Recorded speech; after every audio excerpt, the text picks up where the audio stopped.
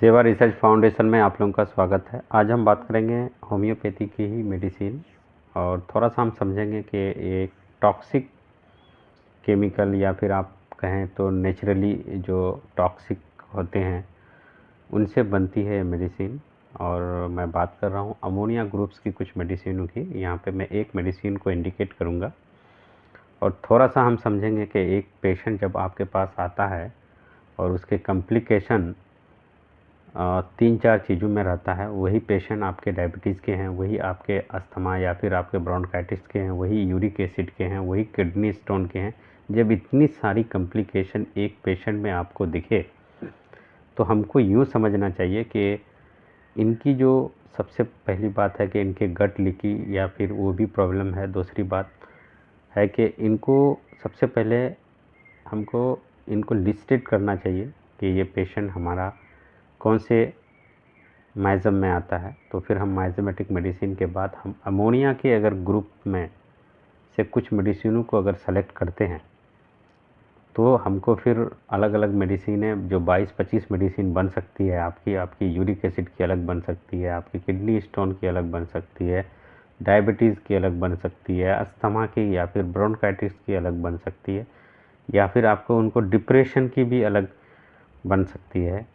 तो इन सारे जब चीज़ों को हम देखें तो ये अमोनिया जो है, सबसे पहली बात इनकी थोड़ी सी बेसिक को हम समझ लें कि देखिए अमोनिया एक टॉक्सिक चीज़ होता है। एक्सेसिव अगर मात्रा में हो तो ये टॉक्सिक है। और ये अमोनिया जब हम लोग बड़ी तादाद में अगर आप हाई प्रोटीन डाइट लेते हैं, चाहे वो मीट हो, फिश हो, एग हो या इस तरह के जो डेयरी प्रोडक्ट वगैरह हो, तो ये क्या करते हैं, अमोनिया प्रोड्यूस करते हैं और ये वेस्ट प्रोडक्ट होता है। ठीक है, तो ये जब होता है, ये वेस्ट प्रोडक्ट होता है तो फिर ये लीवर में जाता है। फिर वो लीवर में उनका काम होता है कि यूरिया में ये चेंजेस होता है। ठीक है, और वो यूरिया में चेंजेस करके फिर उसको, क्योंकि किडनी अमोनिया को डायरेक्ट लेती नहीं है, तो फिर उनके लिए लीवर को काम करना पड़ता है कि वो उसको यूरिया में तब्दील करे। फिर वो उसको जो है यूरिया फिर वो आपके यूरिन के थ्रू उधर से पास हो जाए। तो कभी कभी ऐसे केसेस में आप देखिएगा इन पेशेंटों में शुरुआत अगर देखी जाए तो सबसे पहले डाइजेशन डिसऑर्डर होती है। फिर उनके बाद इनको इनिशियल स्टेज में यह आपको चाहे वो चाहे उनको रेस्पिरेटरी सिस्टम सबसे पहले उसके इफ़ेक्ट होते हैं। क्योंकि आप जितने भी केसेस देखें, चाहे वो अस्थमा के केसेस देखें, चाहे आप उनको क्या कहें, आप उसको ब्रोंकाइटिस के, लंग्स के जितने भी केसेस आप देखिएगा, इनके लीवर सबसे ज़्यादा अफेक्टेड होते हैं। इनके लीवर वीक होते हैं, जहाँ से उनको गट लीकी का प्रॉब्लम होता है और यही प्रॉब्लम उसको एक्सेसिव अमोनिया या फिर एक्सेसिव यूरिया पैदा करती है।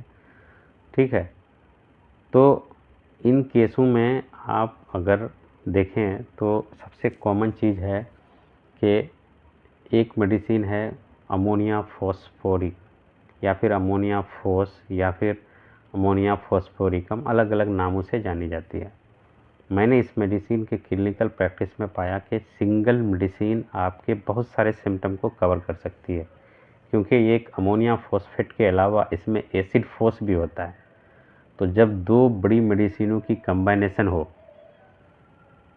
ठीक है, तो ये आपको बहुत ही इफ़ेक्टिव तरीके से आपको दिखेगा।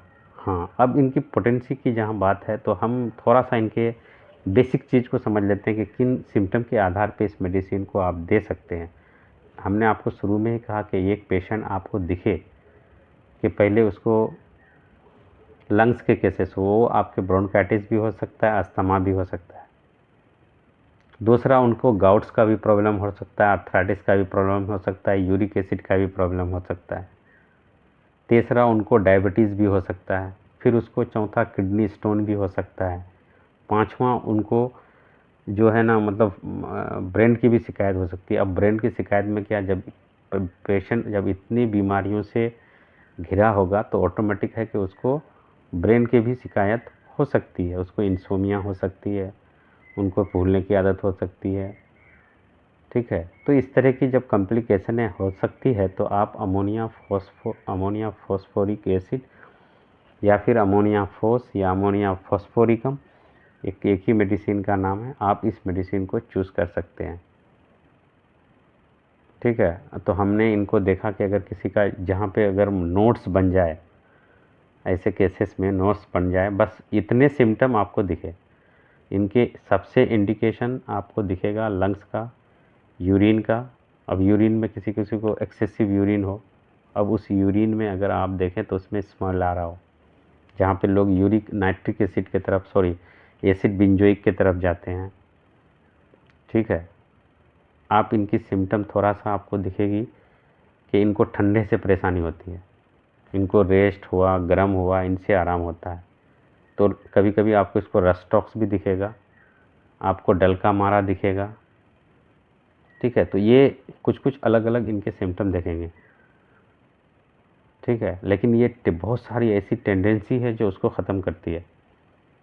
अब ये क्या है कि अब मान लिया बहुत सारा पेशेंट आपके पास यूरिक एसिड का, आपने कोई भी मेडिसिन दिया, यूरिक एसिड उसके कम हो गए, लेकिन आपको चाहिए कि उसके यूरिक एसिड का जो कॉन्स्टिट्यूशनल के तौर पे अगर मेडिसिन आप देखें, तो फिर आपको अमोनिया ग्रुप की ही मेडिसिनों में से कोई एक हो सकती है। चाहे वो अमोनिया कास्ट हो, अमोनिया एसिडिक हो, अमोनिया फोस हो, अमोनिया कार्ब हो, अमोनिया नाइट्रम हो, अमोनिया म्यूर हो, बहुत सारी मेडिसिन है अमोनिया की। मेरे पास अधिकतम शायद 26 मेडिसिनें हैं मेरे पास अमोनिया की। तो अलग अलग वैरायटी से अमोनिया की मेडिसिनें आती है। तो इन्हीं में से एक मेडिसिन होगी यूरिक एसिड का, खास करके जो कॉन्स्टिट्यूशनल मेडिसिन के तौर पे है। अब इसमें देखिए, अगर खास करके स्पेशली अगर आप इस मेडिसिन को अगर गाउट के केसेस में देखें, तो जहाँ पे नोट्स जम जाते हैं ऐसे उंगलियों में, जॉइंट्स में, स्मॉल छोटे फिंगर और खास के टोए वगैरह में, जहाँ पे आपको नोट्स दिखने लगे, उसके शक्ल बिगड़ने लगे, तो इस मेडिसिन को आप देख सकते हैं। अब देखिए, अब यूरिक एसिड के केसेस वाले में ऐसे होते हैं कि उनके रुक ही नहीं रहे, उनका यूरिक एसिड, आप मेडिसिन दे रहे हैं, कम हो रहा है, मेडिसिन जब तक ले रहा है बंदा ठीक है, फिर उसके बाद काम ही नहीं कर रहा है। तो ऐसे केसेस में आप इन मेडिसिनों में से देख सकते हैं। ठीक है। लेकिन मैं जो इस मेडिसिन का मैं इसलिए आपको दे रहा हूँ कि आजकल ये सब पेशेंट हो रहे हैं कि जिनको अस्थमा है, उनको डायबिटीज़ भी होता है, एकदम है। अगर डायबिटीज़ नहीं भी है तो उनको यूरिक एसिड का प्रॉब्लम होगा ही, उनको गॉट्स का प्रॉब्लम होगा ही होगा, उसको किडनी स्टोन भी बनने ही लगते हैं। तो ये सब जब कॉम्प्लिकेशन है आपके पास है, तो आप इस मेडिसिनों का सिम्टम ऐसा चूज़ करें कि इंसान के, देखिए एसिड फोर्स आपको पता है कि कितनी बड़ी दवाई है डायबिटीज़ में, कितनी बड़ी दवाई है डिप्रेशन में। ठीक है। अब ब्रेन के लिए जो है ना, ये ग्लूटामाइन और आपका ग्लूटामेट, ये दो बड़ी जो हार्मोन है, इनको ये न्यूट्रलाइज करती है ब्रेन को, ये दोनों को भी न्यूट्रलाइज करने का काम करता है इस मेडिसिन में। तो आप अमोनिया फोस को कॉन्स्टिट्यूशनल मेडिसिन के तौर पे देख सकते हैं। ठीक है।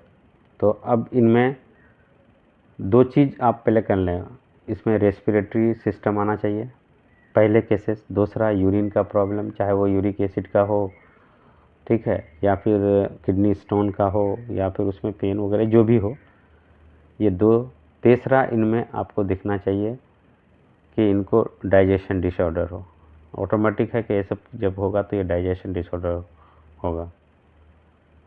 इसके पेशेंट ऐसे होते हैं कि इनको जो कफ बार बार आता है, कफ बार बार आता है, ये उस चीज़ को, ये उस टेंडेंसी को ये ख़त्म कर देती है, जो म्यूकस बनने लगता है। ठीक है। बार बार म्यूकस का आना, उस चीज़ को ये ख़त्म कर देती है।